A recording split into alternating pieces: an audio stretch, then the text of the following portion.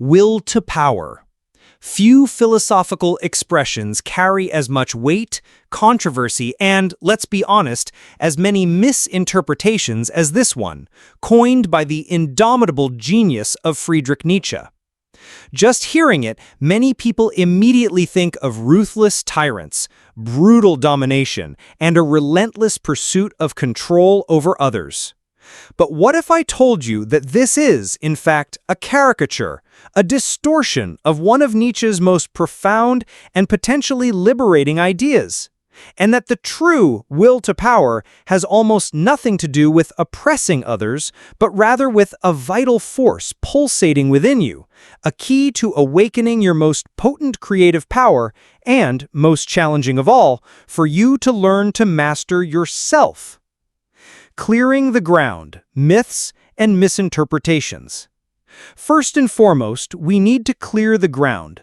The association of the will to power with authoritarianism and, even worse, with Nazi ideology is one of the greatest tragedies in the history of philosophy. The sister's influence. Much of this confusion is due to Nietzsche's sister, Elisabeth Förster-Nietzsche, who, after the philosopher's mental collapse, edited and published his posthumous fragments selectively and often tendentiously, grouping them into a book called The Will to Power, which Nietzsche himself never organized that way. She had anti-Semitic and nationalist sympathies that were alien to her brother's thought. Nietzsche and politics. Nietzsche, in fact, was a fierce critic of the German nationalism of his time, of anti-Semitism, and of what he called the herd mentality of nation-states. So when we talk about the will to power here, we are not endorsing any ideology of oppression. We are trying to rescue a profound philosophical concept about the very nature of life and the human being. So what is the true will to power, according to Nietzsche? The fundamental energy of life. For Nietzsche, the will to power is much more fundamental and comprehensive than the simple will to survive that other philosophers like Schopenhauer or even Darwin's theory of evolution emphasized. Life for Nietzsche does not just want to preserve itself. It does not just want to exist. It wants more. It wants to grow, to expand, to overcome, to discharge its accumulated force. A cosmic drive? It is a basic drive, a dynamic and fundamental energy that propels not only all living beings, but perhaps all reality to seek the increase of their power, to overcome resistance, to affirm themselves, to impose form and interpretation on the chaotic world. It is not a conscious wanting all the time, but a force that acts through us. Examples in nature and life. Think of this force as a rushing river that wants to expand its course and break barriers, as a small plant that breaks concrete to reach the sunlight, as an artist who passionately struggles with raw material to give form to their vision and express their unique perspective on the world. This will to power is not inherently good or evil, it simply is. The crucial question for Nietzsche is how it manifests itself and where it is directed. And this is where the idea becomes incredibly relevant to us. The will to power manifests in countless ways, and the most important for Nietzsche are those that involve our inner transformation and our creative capacity. Self-overcoming, the noblest battle and true mastery. For Nietzsche, the highest and noblest manifestation of the will to power is not domination over others, but rather the constant and arduous struggle to master oneself. It is to overcome one's own weaknesses, one's deepest fears, one's limiting habits, one's lazy comforts, one's pettiness. It is the tireless desire to become stronger, more disciplined, more resilient, more virtuous in the Nietzschean sense of excellence, strength of character, and nobility of spirit. It is the artist of oneself who, with courage and persistence, shapes their own soul, their own life, as if it were a work of art. The will to power expresses powerfully in every form of genuine creation, in art, in philosophy, in science, in innovation. It is the fundamental human impulse to take the chaos of raw experience, the amorphous world, and give it form, meaning, beauty, interpretation. Nietzsche went so far as to say that there are no facts in themselves, only interpretations. Every interpretation of the world, every scientific theory, every work of art, every system of values is a manifestation of the will to power of the interpreter or creator, imposing their perspective.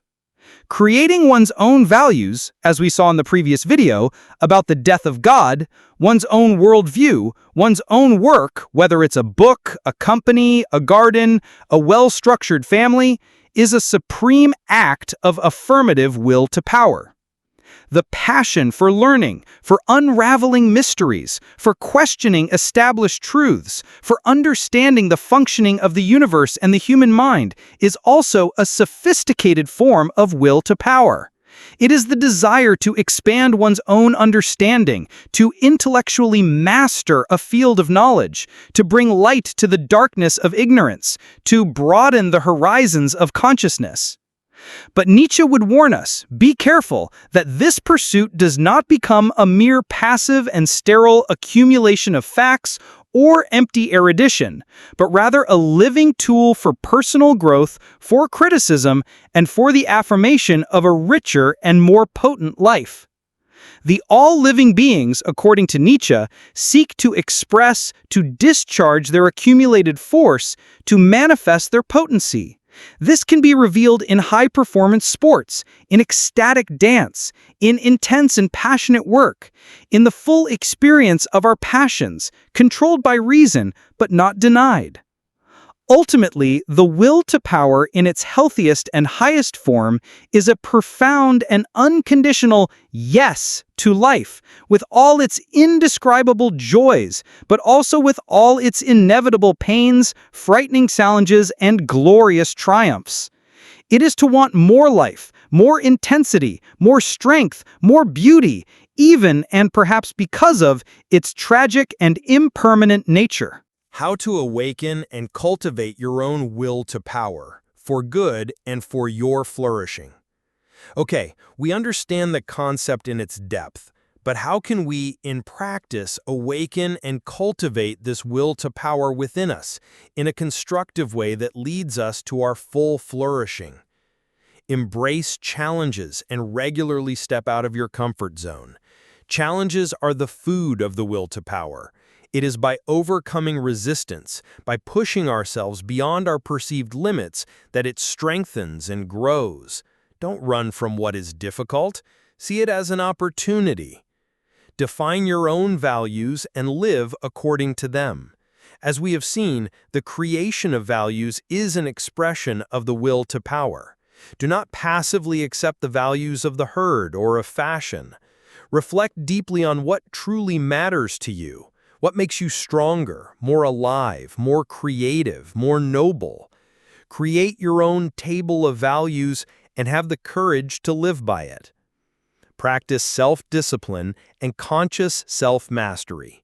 Mastering your destructive impulses, focusing on your long-term goals, building habits that strengthen and elevate you, all of this is will to power in action against your own distractions and weaknesses. It is the governance of oneself. Be an active creator in your sphere of influence. Find ways to express your uniqueness, to give your interpretation to the world, to build something that has meaning for you and perhaps for others. This can be in your profession, a personal project, a hobby, the way you raise your children, in your relationships. Love the process of becoming. Incorporate Amor, Fati.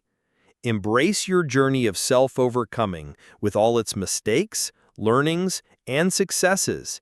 Love your becoming, your destiny that you yourself actively help to forge every day. Accept and affirm every part of your story. The dangers and misinterpretations. Nietzsche is not an excuse for anything goes or tyranny. It is crucial, whenever we talk about Nietzsche, to issue an important warning.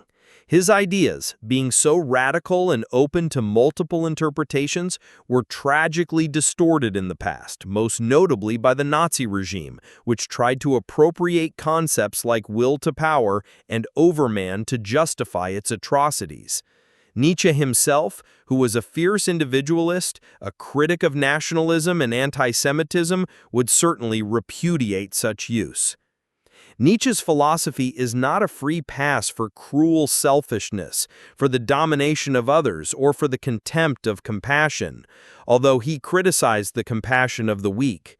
The noblest will to power for him is the will to power over oneself, self-overcoming. And the creation of values is not arbitrary or nihilistic, but seeks the intensification of life, excellence, and the affirmation of what is most potent and creative in the human being. Nietzsche leaves us a challenging legacy, often uncomfortable, but profoundly liberating and invigorating. He shows us that even in a world where God is dead, where there are no more celestial guarantees or ready answers for the meaning of life, human existence can be lived with admirable intensity, creativity, strength, and joy. It's an invitation to stop looking for easy answers out there and start the journey, often solitary and arduous, but immensely rewarding, of creating our own answers, our own values, our own meaning. It's a call to have the courage to look into the abyss of the unknown and, instead of recoiling in fear, learn to dance on its edge, creating our own sun to light the way. Final question and call to action. In what way do you feel or perceive your will to power manifesting or being suppressed in your life? And what is the biggest challenge you face today in awakening this creative and self-overcoming force that exists within you?